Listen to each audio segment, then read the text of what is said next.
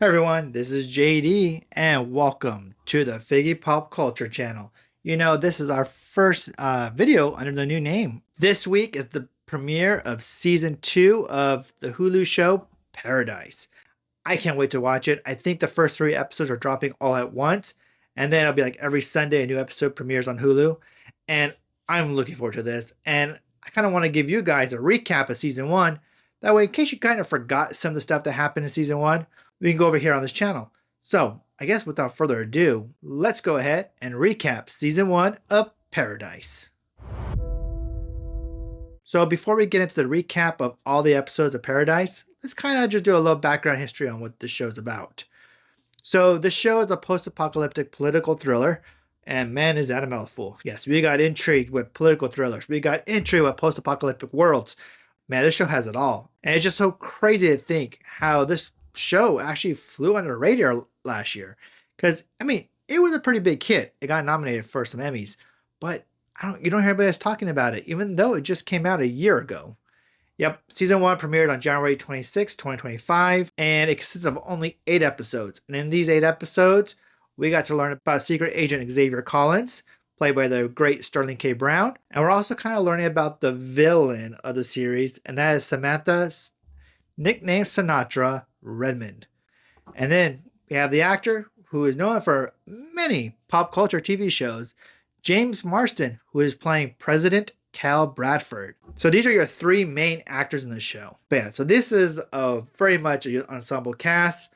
And just like Lost, the series is broken up into present day events and the flashback showing what happened before the incident. So I guess without anything further to say, it's time to take a look back at Paradise Season 1. To begin with, episode 1 is titled Wildcat Down. This episode, we open up with Secret Agent Xavier Collins, kind of taking a morning jog, kind of going through the city. One kind of get a glimpse of what the city looks like. And this city looks like anywhere USA, kind of. So it has a homey, small town vibe to it. So he's the Secret Service for President Cal Bradford. And he's getting ready for his morning shift. So also in the morning of episode 1, we are also learning that Collins does have 2 kids. He has a daughter named Presley and a son named James, who are in the city with him. And we also find out that his wife never made it to the city, and it's presumed that she has died. And we'll get more into that a little bit later. He shows up at Bradford's house and, kind of walks on in.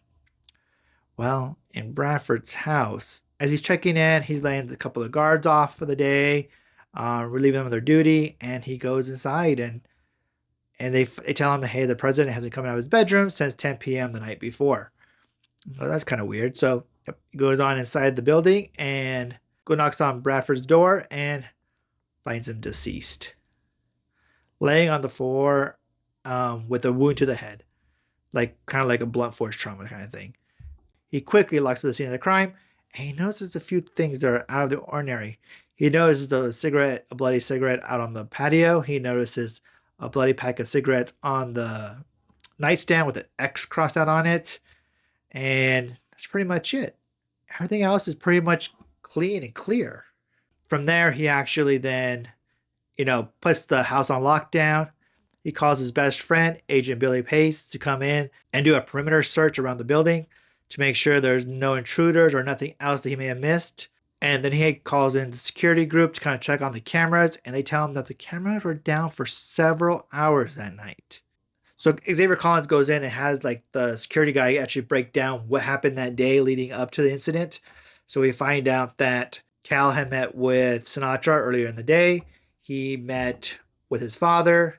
He waited for his son to have ice cream with, and his son never showed up. He had a late night rendezvous with Nicole Robinson. And finally, the last thing he actually did that night was actually meet up with Xavier Collins. So Agent Collins was the last person that he spoke with. And that's it.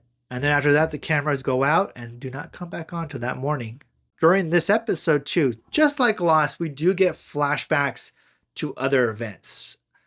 So one of the main flashbacks we do get the fact that Secret Agent Collins was actually specifically hired by Cal Bradford to lead his Secret Service team.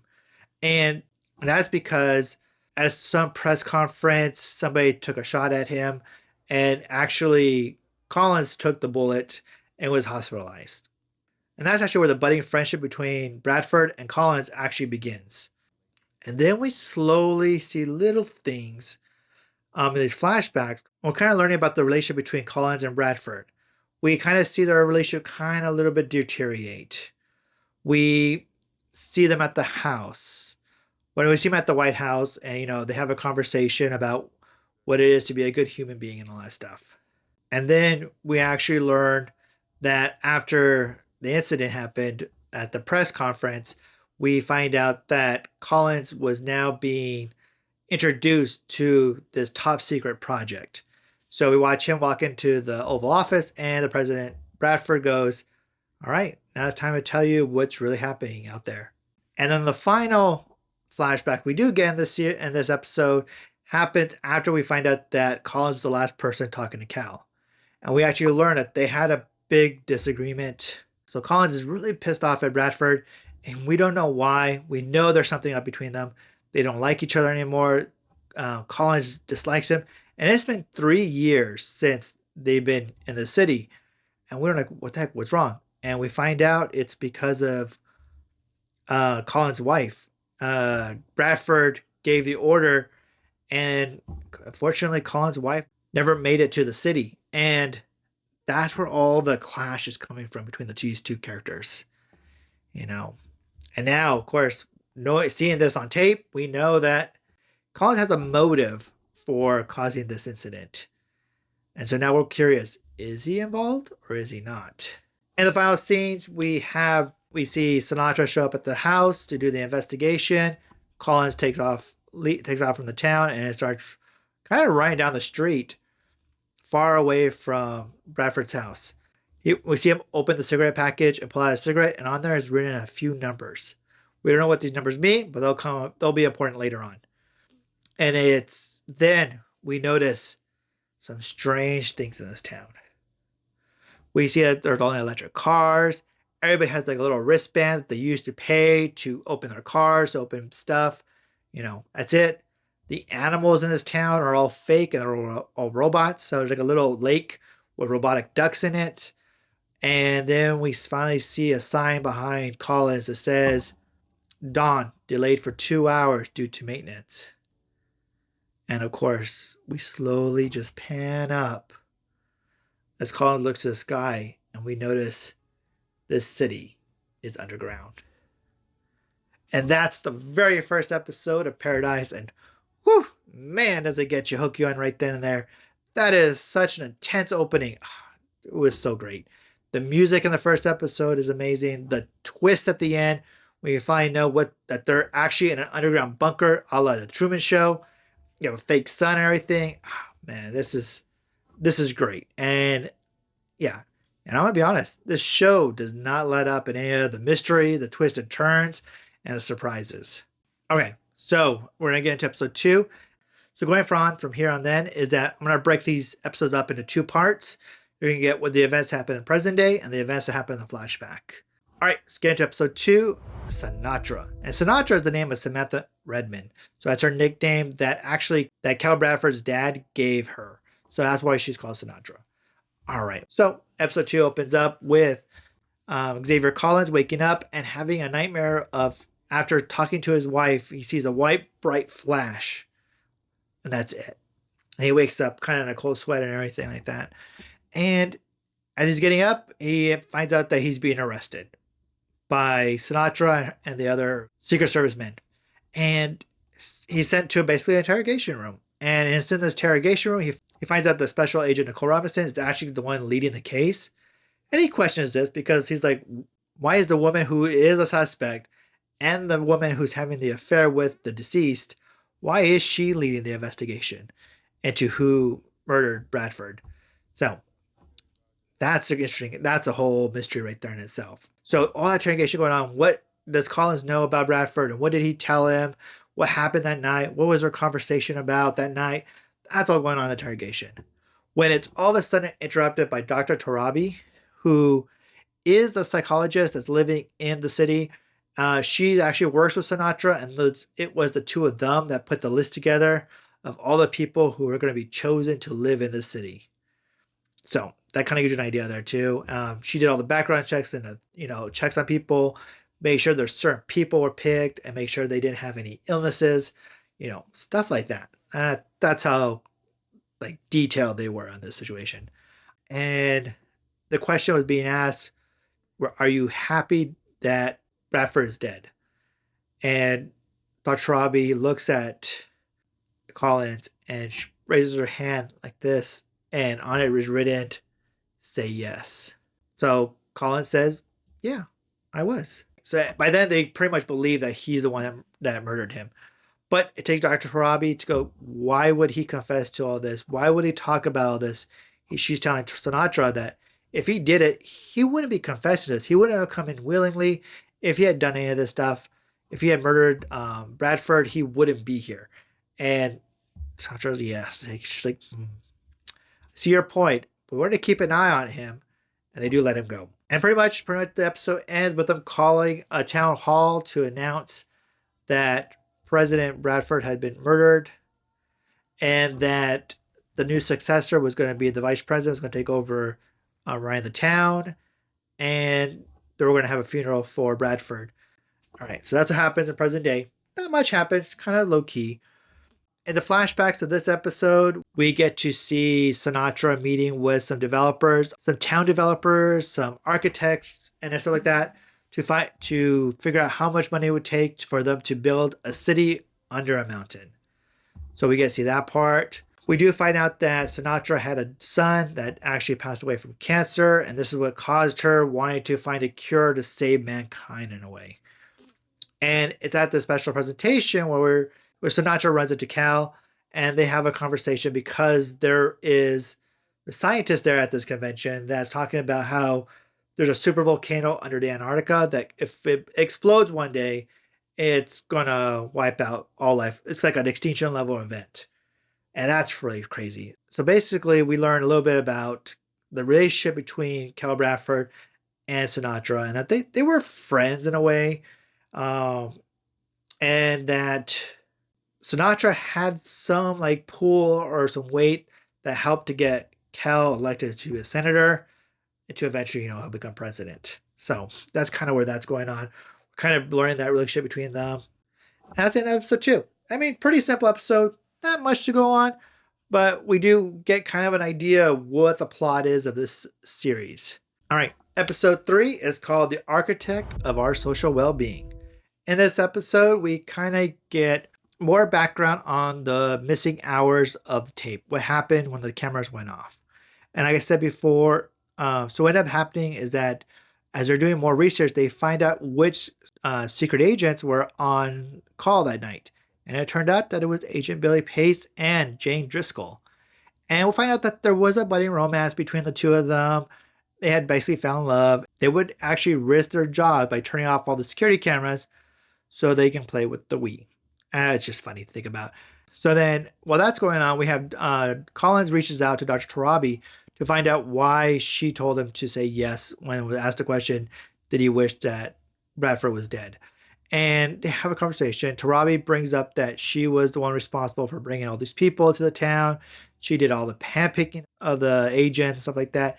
That she was responsible for making sure Collins and his family were picked for this. And it kind of gives more information on Sinatra and stuff like that. And the episode ends with both of them jumping into the shower together. And yeah, then she whispers into Collins' ear, do not trust Billy Pace.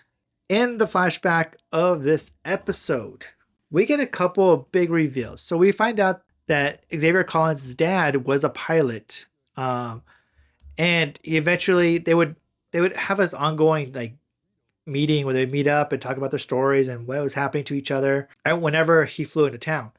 And we find out that after a couple of visits that his dad has Parkinson's disease, but he doesn't want to quit being a pilot. And then after kind of some mishaps on the flights, Collins kind of takes it upon himself to report his dad to the aviation board, that he was going to retire soon. And because he didn't want anybody to find out that his dad had Parkinson's disease while he was flying. And flying was his dad's favorite thing to do.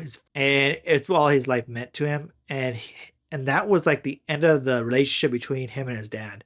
Was that? We do find out that Bradford had been meeting with Torabi. So, and from there, that's why it ties into later when she tells Collins that do not trust Billy Pace. And of course, the episode ends with Agent Billy Pace sitting outside of the Collins residence with a gun in his hand.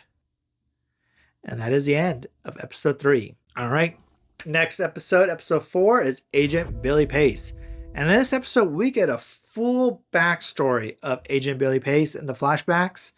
And we kind of see what's going on in the present day with him. So in the present day of this episode, we actually have Collins reaching out to Billy Pace and basically accusing Billy of murdering Bradford. And he's like, I can't believe it. I did not murder him. That wasn't me. And, he's like, I'm hurt that you even accuse me of being a murderer because I didn't touch him, And you find out throughout the episode that Billy had become really good friends with Collins, and they became best friends. He is introduced as Uncle Billy to his kids. They have a really good relationship. And Billy doesn't want to lose this relationship he has with Collins. And we see him actually go later on and approach Sinatra and tell her, you need to leave Collins alone and stop investigating him. He is my friend, or else. And then Sinatra goes, you think you're the only killer that I brought into this town? And Billy goes, well, hopefully he's bigger and better than me because I'll be looking out for him. All right, I'm going to leave it there. We're going to jump into the flashback. So the flashback with Billy Pace, we actually learn a lot about his childhood.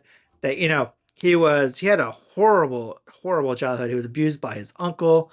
He ended up killing his uncle in order to save his dog. He was sent to juvenile detention center. He was in the military. He became a mercenary, all before he actually joined the project, the Paradise Project. And then so we get all that good background for Billy Pace. And then also in the story, we actually find out that Bradford believed that we needed to send people to the surface because he realized that it's been a couple of months and the town hadn't quite adjusted yet. They weren't feeling like a town yet because they needed some closure about what happened to the world above them. So they get a group of scientists together and send them to the surface. Well, Sinatra had other plans for this. So of course, they get a group of scientists, send them to the surface. And then we find out that Sinatra has sent Billy to follow the scientists. And on the surface, Billy runs into a couple of scientists up there. They're like, you don't believe it. He goes, the air is still breathable up here.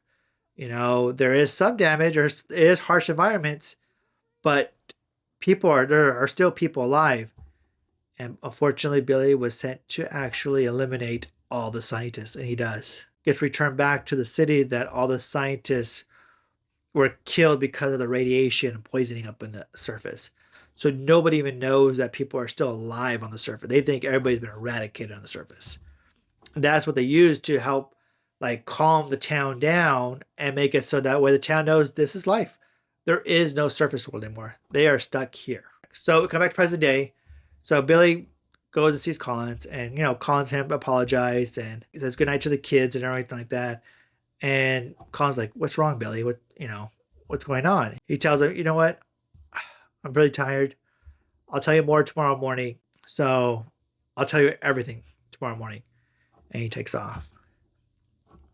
Such a death sentence, He should have just told him everything right then and there, but nope. The trope of, I'll wait till tomorrow to tell you. That's when this happens. So Billy goes home. He sees Jane there. They kiss. They have a beer together. And then all of a sudden, Billy starts having an episode and then falls on the ground. As he's slowly dying, Jane gets up and walks up to him. And we find out that Jane was the second killer that Sinatra had hired this whole time to make sure Billy basically stayed in line. So, and that wraps up episode 4. All right, so now we're on to episode 5, and the Palace of the Crowned Kings. It is in this episode we actually have the actual funeral for Cal Bradford. We find out a little more about his son here in the episode. Her son gives a pretty touching eulogy about his dad. We also have Robinson meeting up with Collins and letting him know that she suspects something, and that all the DNA samples that they took from the crime scene have all now suddenly disappeared mysteriously. And now she thinks Sinatra might be behind Bradford's murder. And Billy's not being able to be found anywhere. So they go out searching for Billy. They look for him and they find him dead in his house. After Billy's death, Robinson kind of like figures out that Collins is probably the only person she can trust in helping solve the case. And so she lets him know that the last night she saw Bradford alive, he told her about how there was a stash of weapons that were hidden in the city, and that since weapons were illegal in the city, and he said the code for the actual place to get the weapons was his inauguration day. And now the plan is in motion. Collins goes to his neighbor, whose name is Carl, who has a dog and is not allowed to have any live animals, but he secretly snuck in a dog into the city. He tells Carl that he needs his help and this is something really big that he needs help with. All right. He tells his daughter Presley and son James to go into hiding and that he'll find them later. So Presley goes up to her room and starts to pack up, and she grabs a tablet that she had hidden under her mattress. And the tablet has the presidential seal on it. And while that's going on, part of a little side story going on, we're learning about Jeremy, because in the last couple episodes we have seen a little bit about Jeremy. We learned that he had a very bad relationship with his father. They kind of fought a lot, and his father had left him a mixed CD, and he's been listening to that. And while he's listening to CD, he met Presley, and they kind of bonded. Kind of like a budding romance in a sense. So there's that going on. That's going on too. When Jeremy gets home, he sees his grandfather, Kane, sitting on the couch, and his grandfather mistakes him for Cal. And basically, like, tells him that he's proud of him. He was such a good man, a better man than ever he was, type of situation, and starts crying. And Jeremy just lets his grandfather believe that he is his son, and it's a really touching moment right there. So in the flashbacks, this all ties into the flashbacks in this episode. We actually see Cal talking to his father and telling his father that he is going to go and become a teacher for ninth graders, basically. He loves teaching kids. He wants to be an English teacher, and that's what his dream is. But his dad says, no, I built this business, this oil industry, so that way his family would always be protected. They'll always have money. There'll be no way a son of his will become an English teacher. And that's like the beginning of the fallout with him. Another flashback we get is that the night before Bradford's death, he is messing around on his tablet and realizes there are files on his tablet that he doesn't have access to. So he finds that strange. So then he ends up going to his father, who's passed out, and uses his handprint to unlock the tablet screen. And this is where Bradford finds out that the scientists that went to the surface actually realized that there were some survivors, that the air was breathable, and that Sinatra had sent Billy to eliminate all the scientists. So the next day he decides he got to tell everybody everything. So he goes to a library, makes a mixed CD for his son, and on the CD he does leave a note for his son. He also plants some notes in some books in the library. We're kind of getting the background for the night of his murder, where he goes to tell Sinatra that he needs to tell everybody about that there are survivors out there, and if she doesn't tell anybody, then he'll tell the whole world or the whole city that there are survivors on the surface. Okay, that's going on. He tries to reconnect with his son one more time, but that fails. He has another fallout with his dad. He also talks to his dad and everything like that, and he learns more about there's this flower symbol that we see throughout the series too, and that flower symbol is mother's favorite flower, and the dad used that flower on pretty much everything that he put his hands on. So kind of a hint there too. So then we see Bradford meeting with Robinson, him telling her about the weapons and how to get the access to the weapons.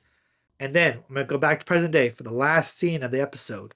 And the very last scene, Collins is outside. When he looks up to the sky goes like dark, and these red words appear. They're lying to you. In the sky, big letters, because they're like a little dome.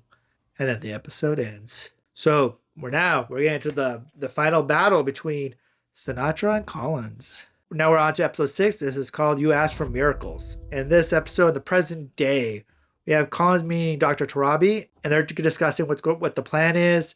Meanwhile, Robinson is clearing the weapons cache. with all the weapons, and she has found a group of Secret Service agents that she trusts that are backing her mission. Once she is done, she calls Collins and tells him that the weapons are all gone.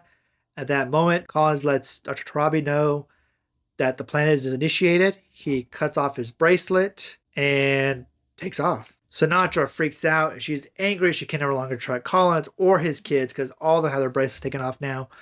And now she's panicking altogether. The message on the sky changes one more time. It says, "Do you want to know the truth?" The science message says.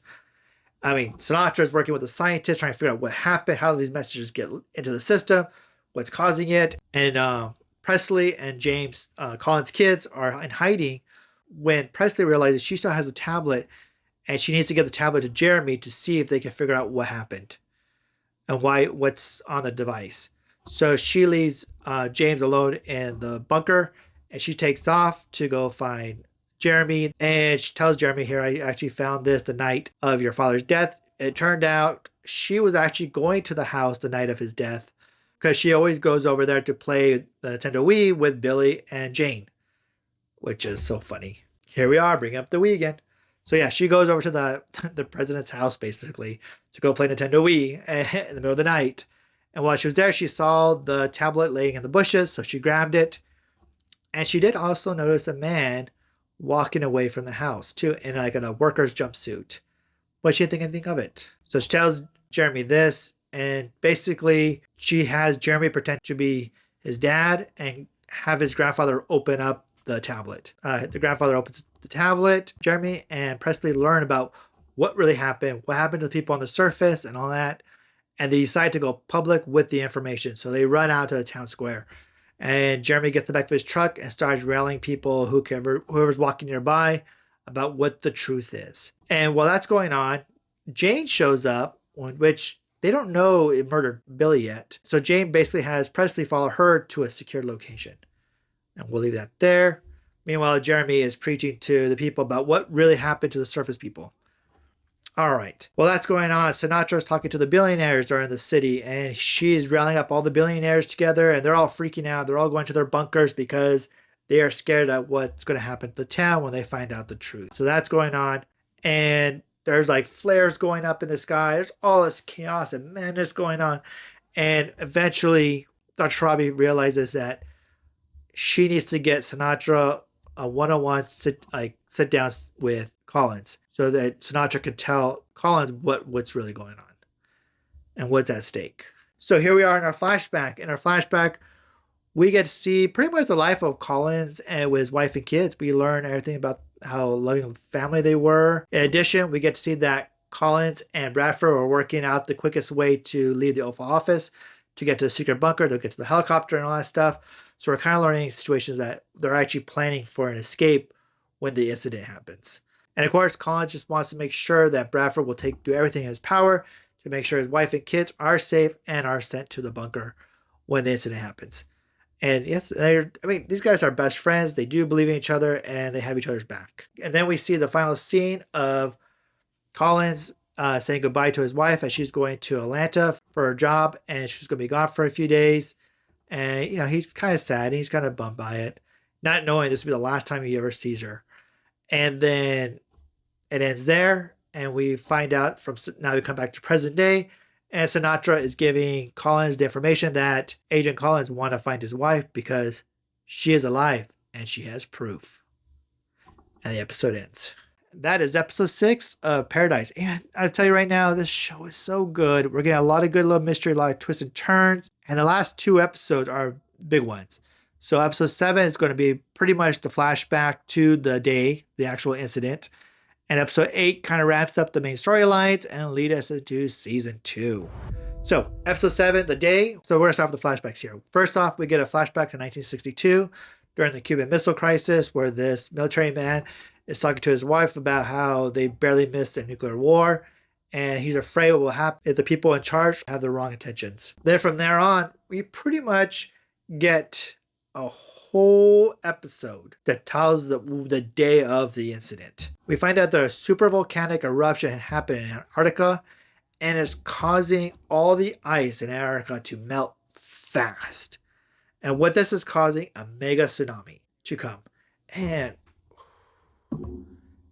It's crazy because there are some scenes in here that are just terrifying. Because there's a scene where we're watching a newscast of the incident where the reporter is on a high rise and she's talking about how there's these sonic booms that are happening because of the tsunami and there's stuff like that.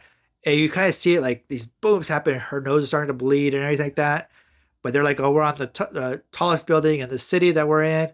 So we have nothing to be concerned about because the water won't come this high. And then we hear screaming.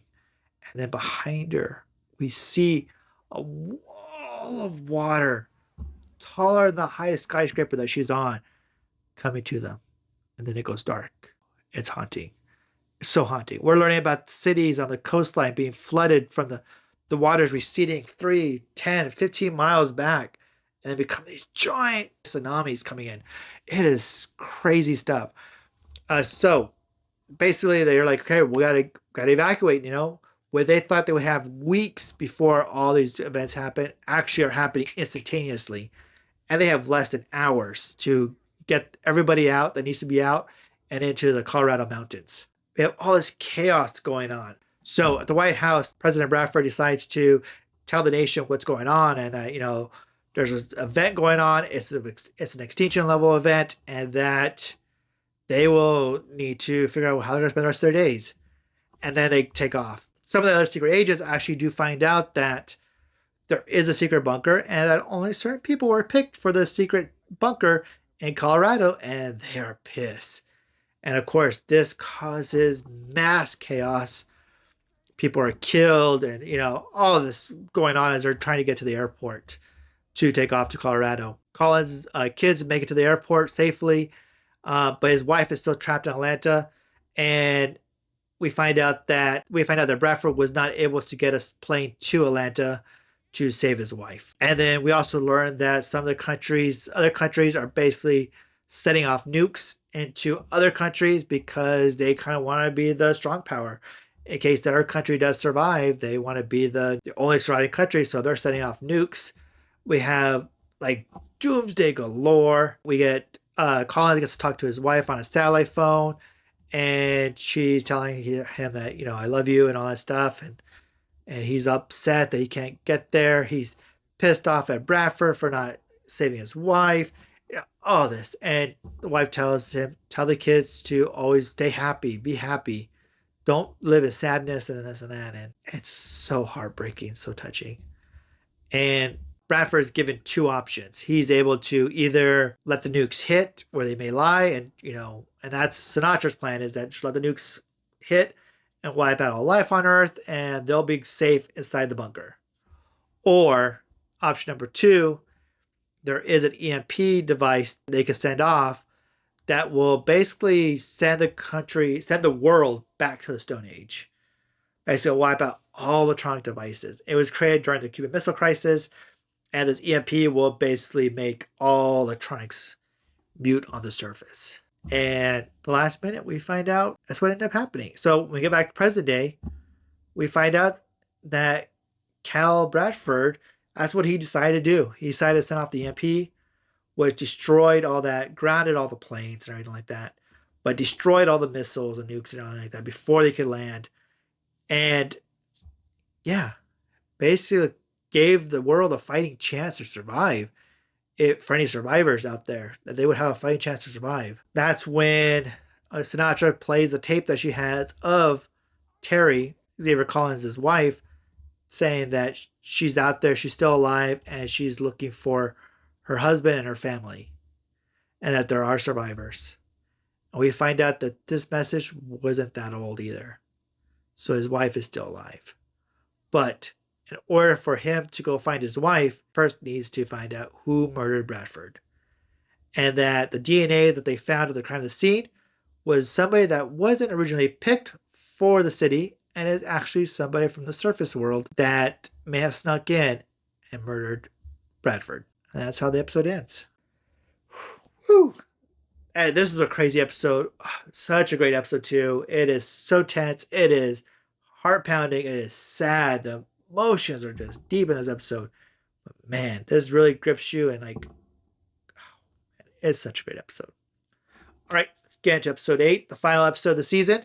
And this is The Man Who Kept Secrets. So we get a flashback in this episode of 12 years in the past, where we learn that the project manager who's building the city is kind of concerned because there are some arson poisoning happening to the crew.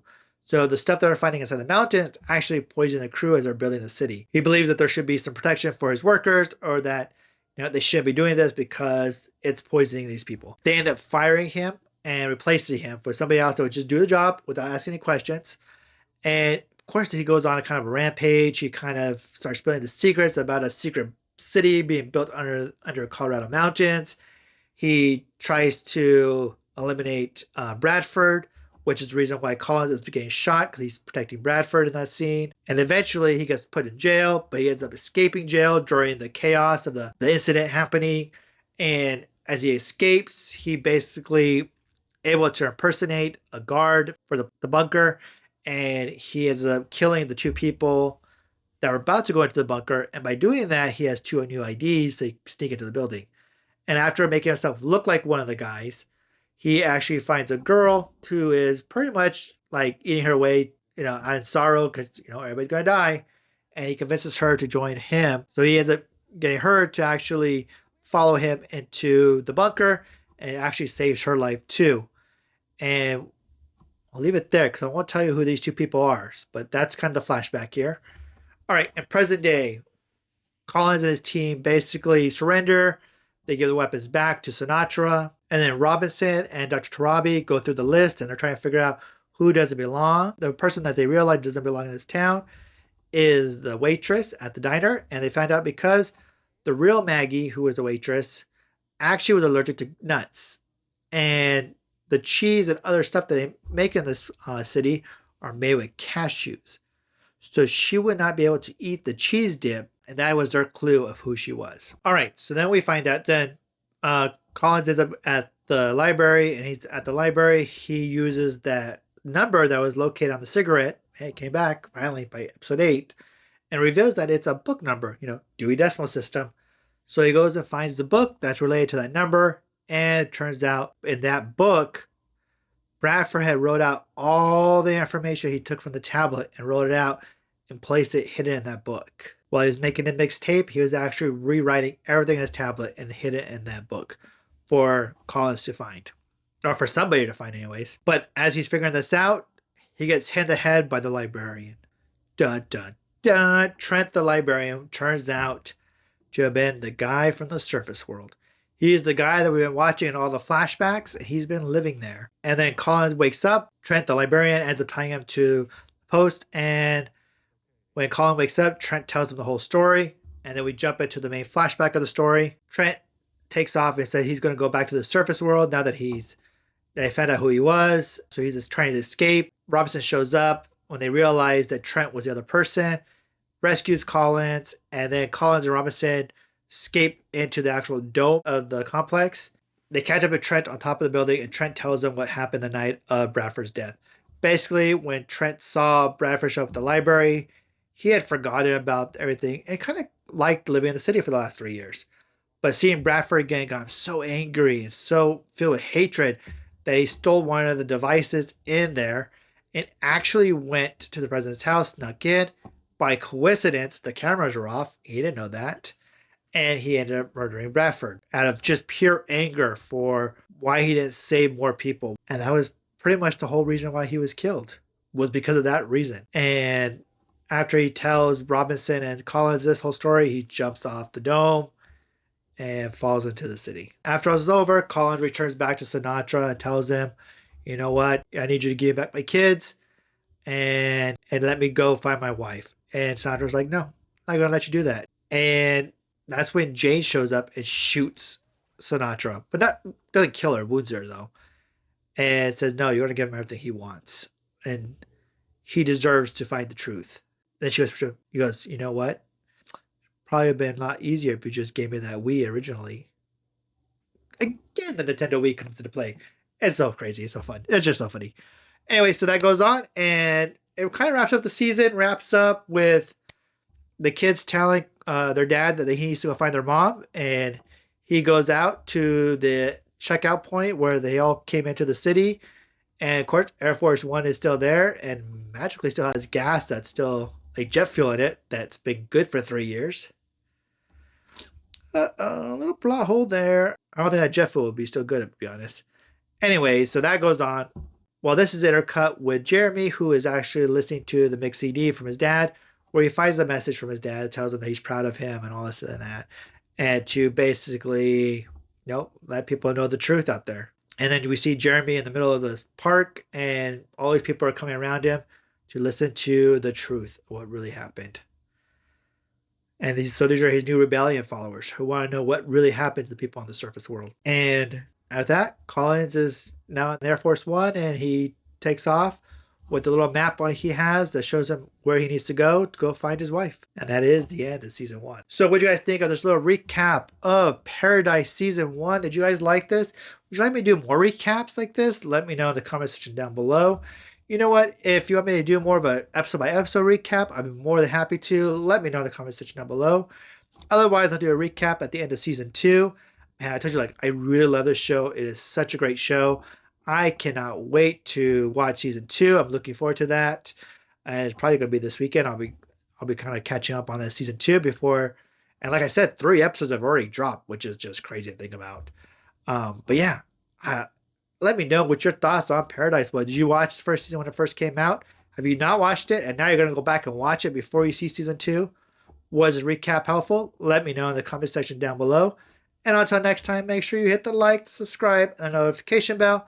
That way you're notified every time a new video is posted. And like always, this is JD with the Figgy Pop Culture Channel.